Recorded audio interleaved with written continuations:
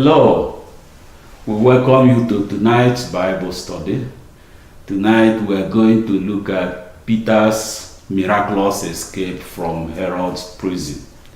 King Herod, during this time, started a new wave of persecutions against the church in Jerusalem.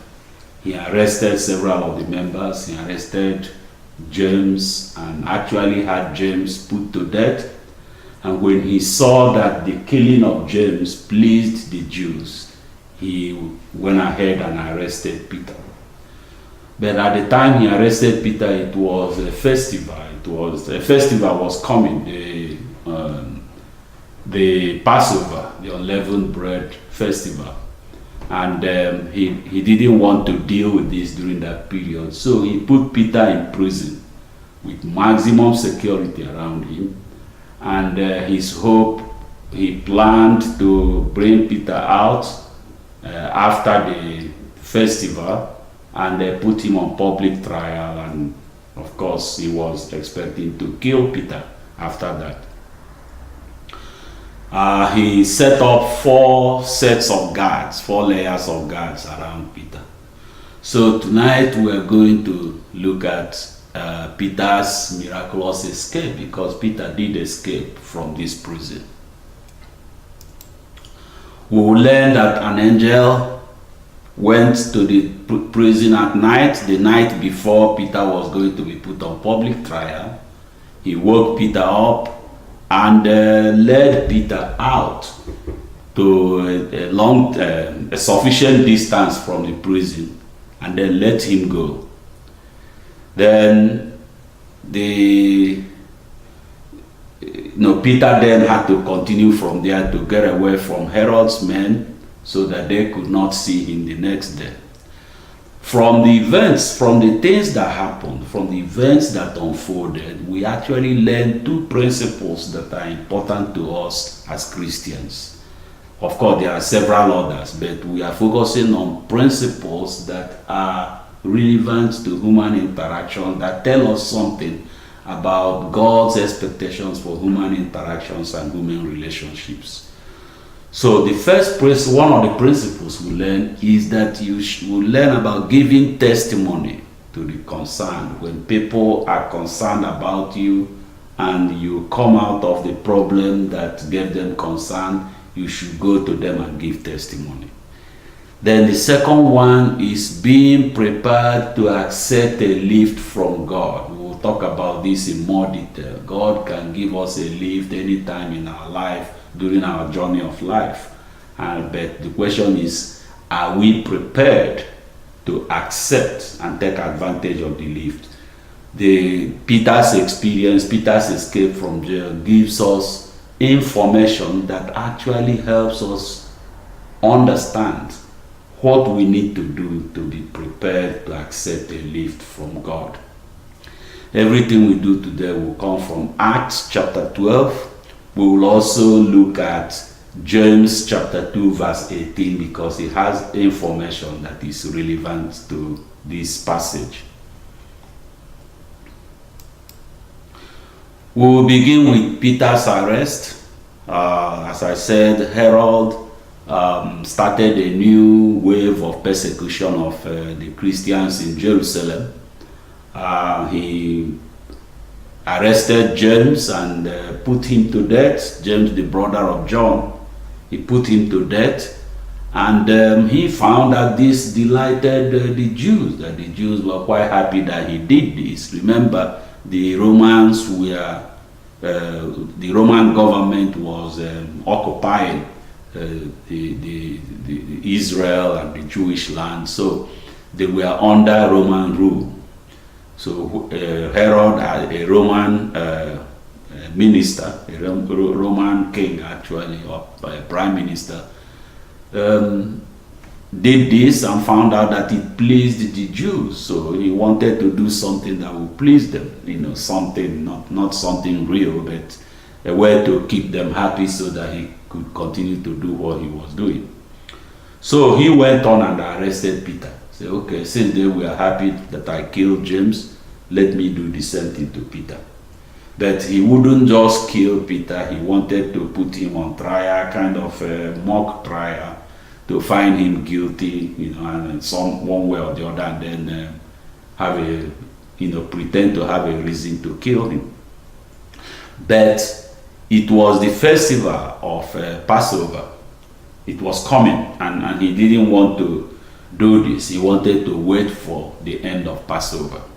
So he put Peter in prison, put 4 sets of 4 guards on him.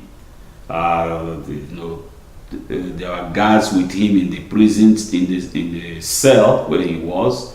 There were guards outside, there were guards at the gate, there were another set of guards. So it had 4 sets of guards. This is the equivalent of maximum security prison. And his intention was to put Peter on public trial after Passover. Let us read about this in Acts chapter 12, verses 1 through 5. The word of God in Acts chapter 12, verse 1. It was about this time that King Herod arrested some who belonged to the church, intending to persecute them. He had James, the brother of John, put to death with the sword. When he saw that this pleased the Jews, he proceeded to seize Peter also. This happened during the feast of unleavened bread. After arresting him, he put him in prison, handing him over to be guarded by 4 squads of 4 soldiers each. Herod intended to bring him out for public trial after the Passover. So Peter was kept in prison, but the church was earnestly praying to God for him. Peter was in jail. Members of the church realized that this was a serious problem. It was maximum security, so they decided, which was right, to hand everything over to God. So they prayed for him ceaselessly. They gathered in the house of Mary, the mother of John Mark. They gathered in the house there and kept praying.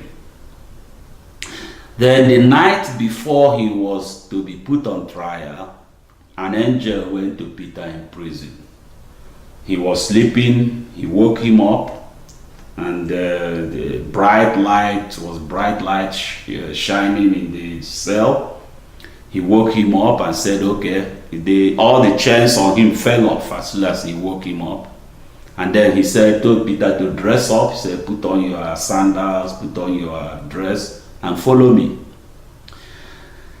Peter really didn't know what was going on. He thought he was seeing a vision.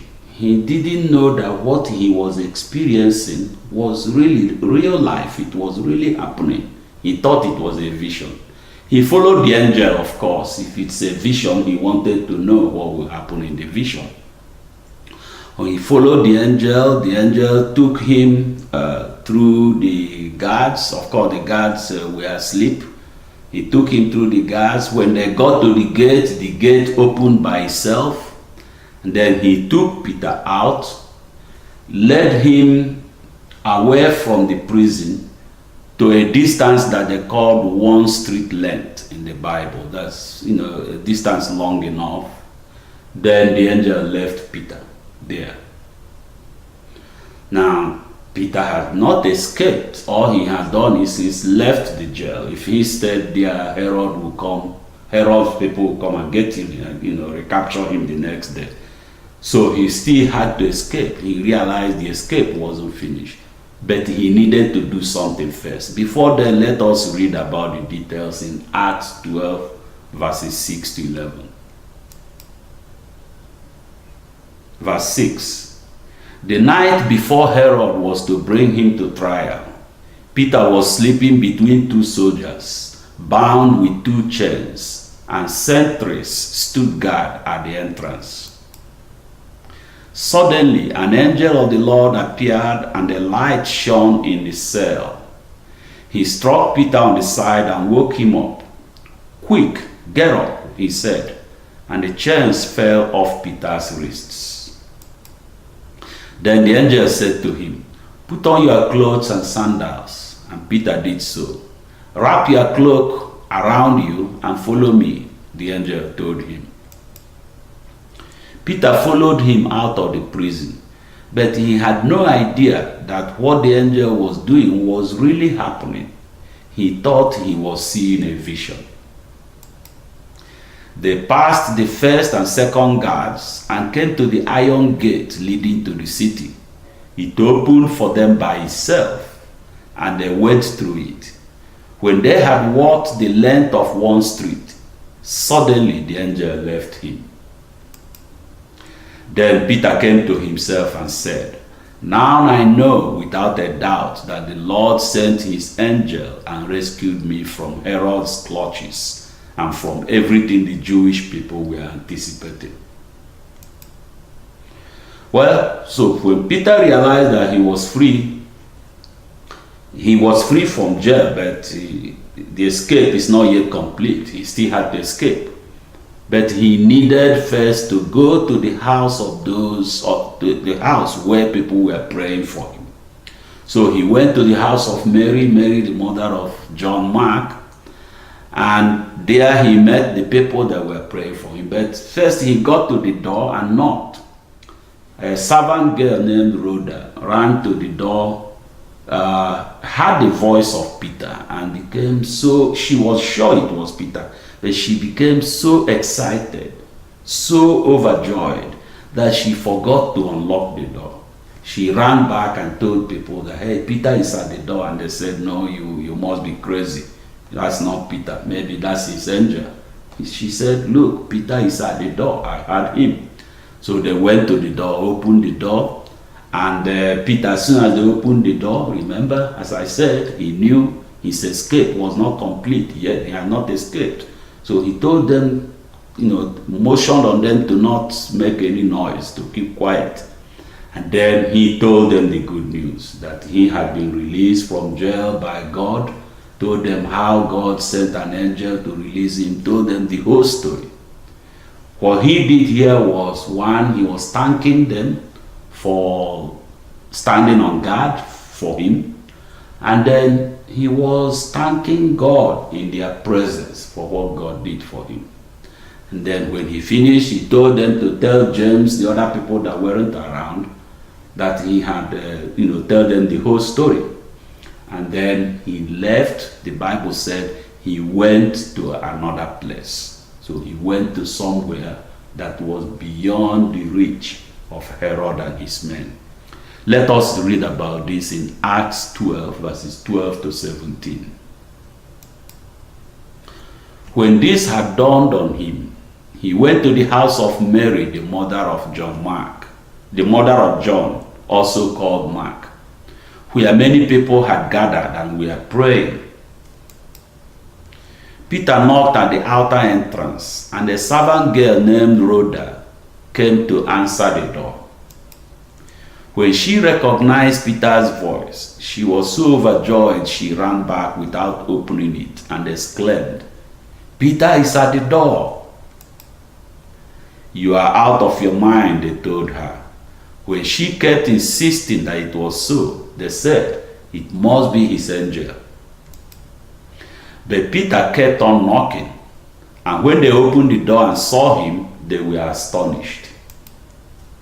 Peter motioned with his hand for them to be quiet and described how the Lord had brought him out of prison.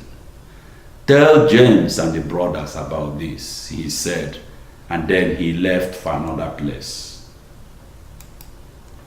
Notice here the Bible didn't say where he went. He left for another place means now he went where he believed will complete his escape from prison. God took him out of prison beyond to a certain distance, knowing that he couldn't take himself out of prison. Then he left Peter by himself. Now Peter had to complete the escape, and he did that. The following morning, Herod's men came out, of course, and there was commotion. They looked everywhere for Peter. They searched everywhere, but they could not find him. Then Herod turned around and executed the people, all the guards that he had set on Peter. Let us read about this in Acts chapter 12, verses 17 to 19. Peter motioned with his hand for them to be quiet and described how the Lord had brought him out of prison.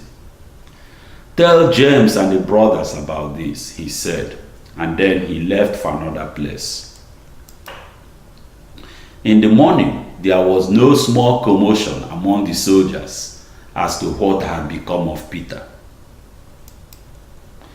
After Herod had a thorough search made for him and did not find him, he cross-examined the guards and ordered that they be executed. Then Herod went from Judea to Caesarea and stayed there a while. Well, that's the passage. We've completed the passage, but it's a passage full of lessons, full of messages for us. Let us look at this, try to analyze what happened here. Let's look at Peter's situation.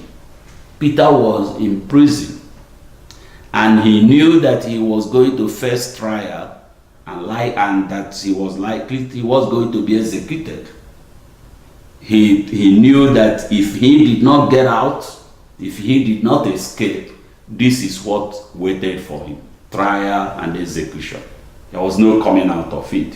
Herod killed James, was very happy that made the Jews happy, so he wanted to kill Peter also.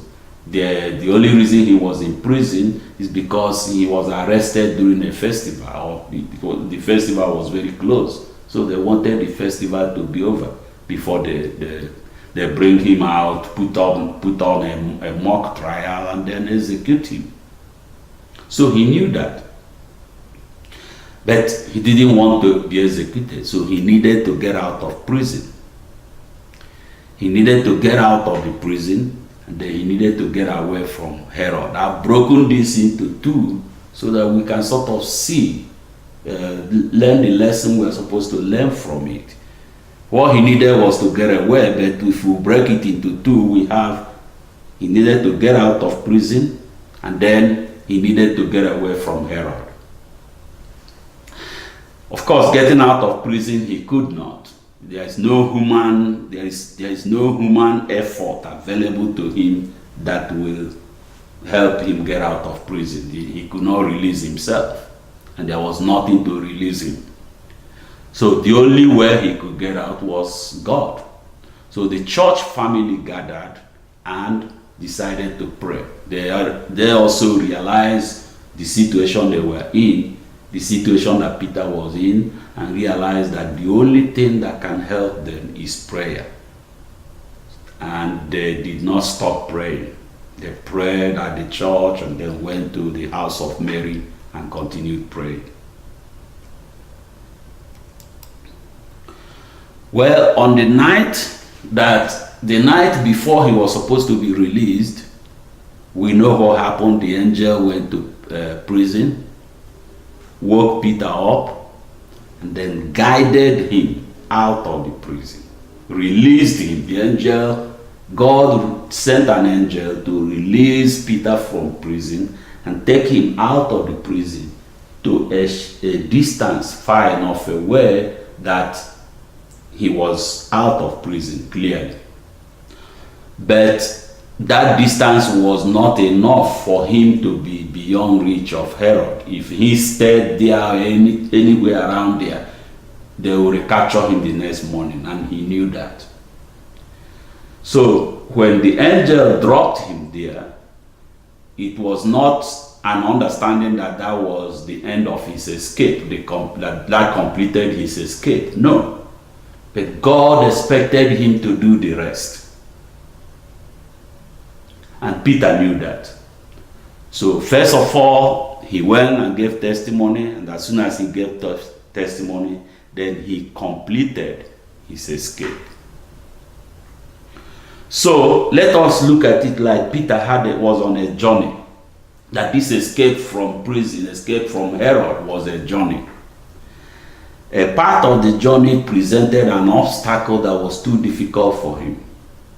So God gave him a lift to go beyond the obstacle. God picked him up, took him a certain distance, and dropped him off. So God gave him a lift, and if we look at that lift, there is a pickup point. In this case, the pickup point was at the beginning of the journey, right in prison, but it could have been in the middle. And then there was a drop-off point. But the important thing is that the drop-off point was not the end of the journey. That did not complete the escape. What that is telling us is God expected Peter to do certain things by himself. Of course, Peter knew this and completed his escape. Because he was ready to complete his escape, because he knew what to do, he was able to take advantage of the lift that God had given to him. He was able to complete his journey. He was able to take advantage of God's lift. He was able to utilize the lift that God provided to him to complete his escape from Herod.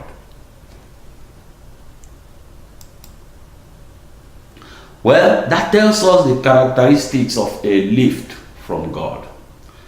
That in all the different journeys that we undertake in life, often we find something that is too difficult for us. Often we find ourselves in a journey, part of which may be difficult or have different degrees of difficulty. Well, God may offer you a lift in any section of your life's journey. But He will choose where to pick you up, when to pick you up, and how far to take you. That is, where to drop you. He will make that choice. Now, the question is, are you prepared? Will you be prepared to accept the lift and utilize it? Will you be prepared to take advantage of the lift to complete your journey?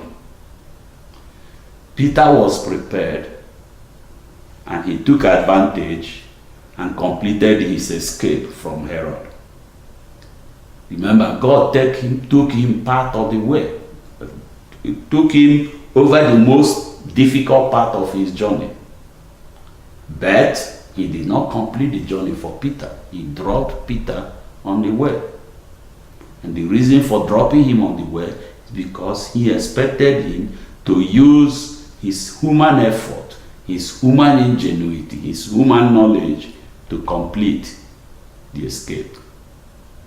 The same way, when God may decide to give you a lift somewhere along your journey, He will decide where to pick you up, the pickup point.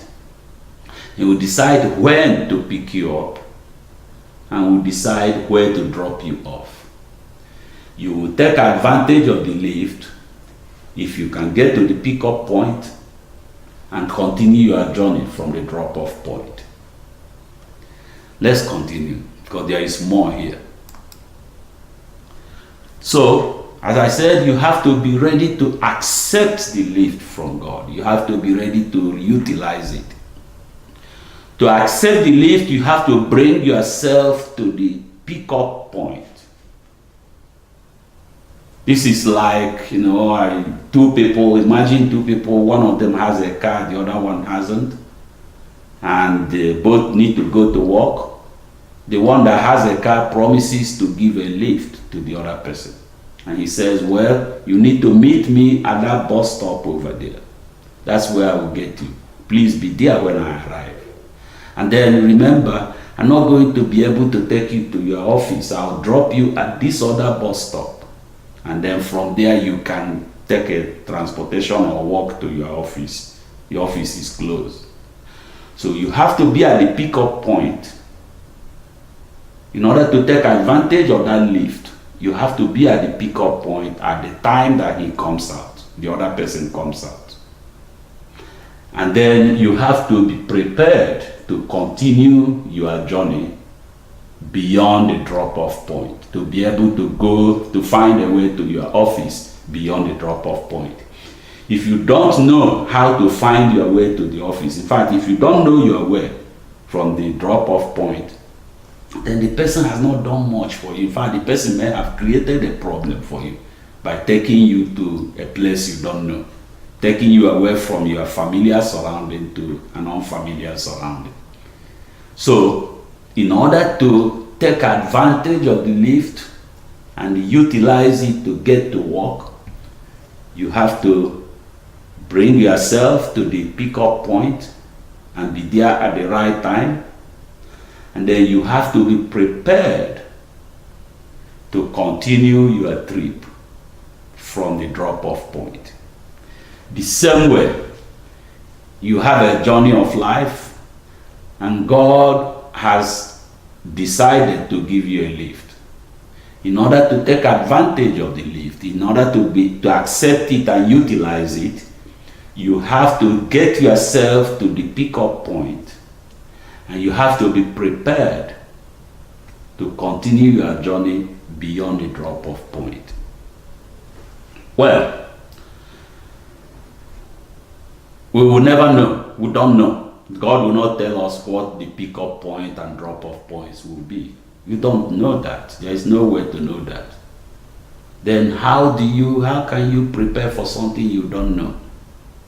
What this really means is that when you have a task, when you have an objective, when you have a journey, when you have something in front of you, you have to work hard and diligently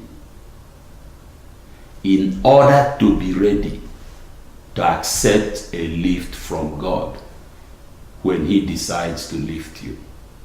You have to be working hard. You have to, even when you encounter things you don't know how to do, you have to think about the options available. You have to be, because you don't know where He's going to lift you. You don't know where He's going to help you. It may be that He wants you to go part way on some of, even one of the difficult steps. So you have to think, you have to evaluate all the things available to you and do what you can do. And then be prepared to think, you think about the things you don't know how to do. Think about them, think about the options available, and be prepared to do what you can. Because when God gives you a lift, it is necessary that you be ready at the time that He's picking you up. And it will be necessary that you be ready to continue beyond the point where He drops you off. So, you have to do your work hard, work diligently, and with having faith that God is going to pick you up when He will decide where to pick you up, and He will pick you up when He considers it necessary. So, you have to walk and you have to have faith. You have to walk, you have to have faith. That sounds like what James have taught to us in his epistle. Let us look at that. James chapter 2 verse 18. He said, "Show me your faith without deeds, and I will show you my faith by what I do." Here James was talking about faith and works and all that, and saying that if you have to have faith, but you have to also do the work that goes with having faith. He gave examples, but the one that is closest to what we are talking about, the one that is most relevant, is that he says He will show you His faith by what He does. I will show you my faith by what I do, which means what I do is an evidence of my faith. What I do gives manifests. My faith is manifested in what I do. What I do is a manifestation of my faith. What I do is an evidence of my faith. Another way to put this is that I do what I do because I have faith. You work hard because you have faith that God will give you a hand at the right time. Work hard, apply your human effort diligently. Do what you have to do. Do what you can do. Be very diligent and be very deliberate, thinking about the various options available to you. Do what you have to do diligently because you have faith that God will pick you up and give you a lift. And because of this, you will be ready when God wants to give you a lift. You will be at the pickup point at the right time, and when He drops you off, you will be prepared to continue your journey and get to your destination. Work hard diligently because you have faith that God will step in at the right time, will step in when it counts.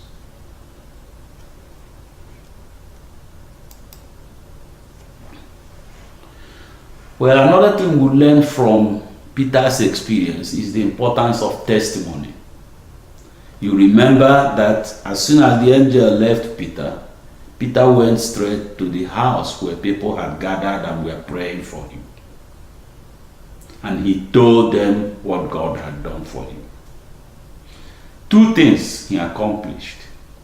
One was he thanked them. He showed them appreciation for praying for him, for standing on guard for him.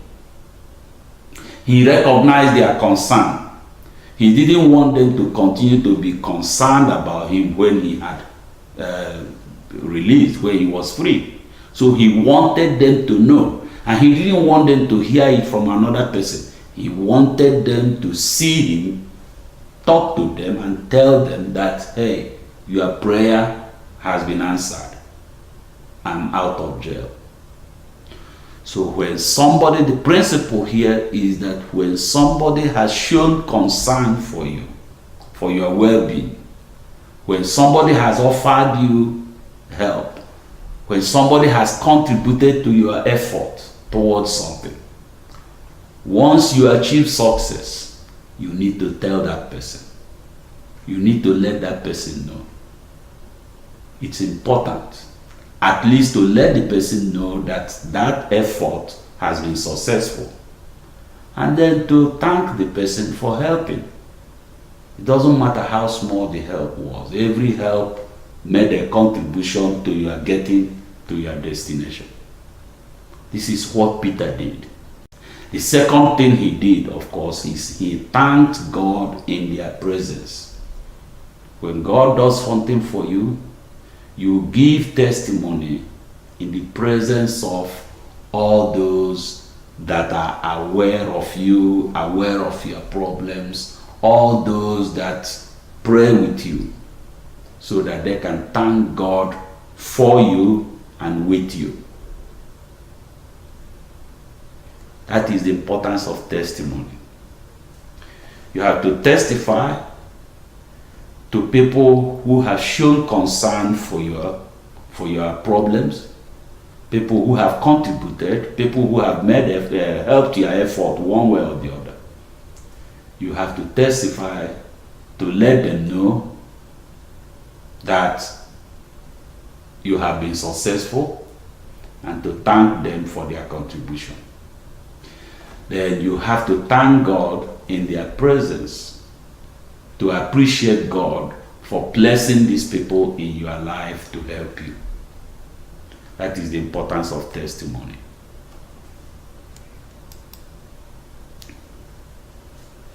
So what did we learn today? Two things, let's quickly summarize. That God will assist you when you have a problem, but he expects you to apply human effort. He expects you to do things, certain things for yourself. It is easy. God could have taken Peter from that prison to where Herod would not find him. He could have done that, but he took him to the road and dropped him off because he wanted us to learn a lesson from that, to learn from that God expects us to do certain things by ourselves. He expects us to do things. He has given us the capabilities, he has given us knowledge, he has given us know-how, and he expects us to put all these things to work to solve our problems. So he expects human effort.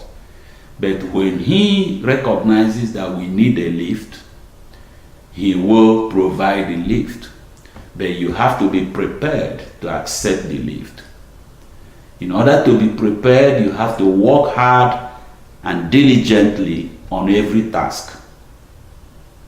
Work hard, work diligently on every task. Because you have faith that God will give you a lift when it counts. Because you have faith that God will step in to offer you a helping hand at the right time, at the right point in your journey. So work hard and diligently because you have faith. And because you do this, you will be prepared to accept a lift from God and to utilize the lift to complete your journey.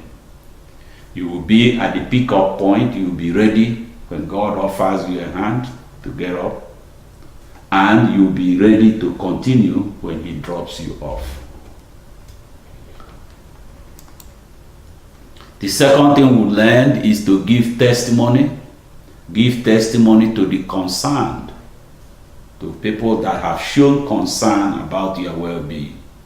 Let them know that you have succeeded. Even if your success is partial, let them know. By letting them know, you are thanking them and you are telling them to stop worrying, to stop being concerned because you are fine now. You are redirecting their concern to where it is needed. So you have to let people know, people that are concerned about you, you have to thank them and let them know that you have succeeded.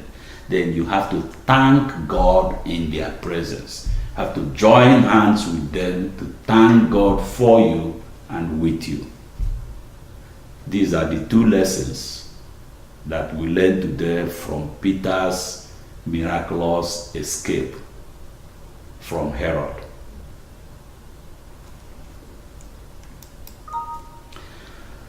So we come to the end of tonight's Bible study, and we pray that whoever will get an opportunity to participate in this Bible study will learn something positive from it. You know, you can participate in our Bible studies from our website at bankingblessings.com. Bankingblessing.com. The S is not there. Website at bankingblessing.com holds all our videos and all our audios. Just find the title you need, go to the bring it up and watch the video, or just listen to the audio. You can also download the audio and take it with you and listen to it in your car. We pray that you, from these Bible studies, you will learn something positive, something that will make a positive impact on your life and bring you closer to God's purpose for your life. Thank you, and God bless you.